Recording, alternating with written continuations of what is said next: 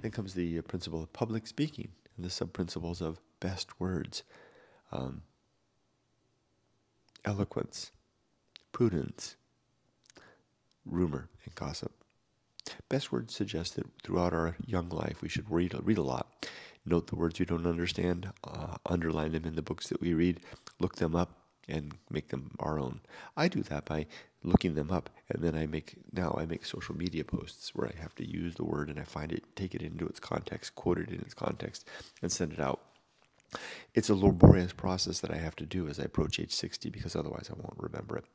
In my teens and 20s, I could see the word once, underline it, and it was mine for good. And as a result, I have a good vocabulary, but I'm very careful. This is the second part of it, to use that vocabulary carefully. I don't use it to be showy or flashy or to be unduly embellish what I want to say, to provide to make up for my content with vocabulary.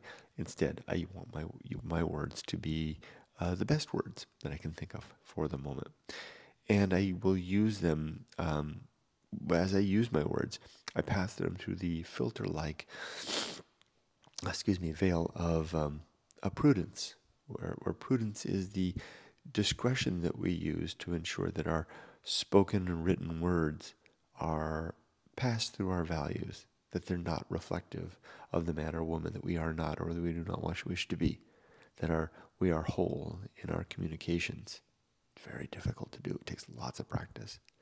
But if we can do that, if we can cultivate a good vocabulary, learn to exercise first, and then have a good foundational value system, and then exercise prudence to pass our communications through that value system, we wind up with eloquence, which is the beauty and the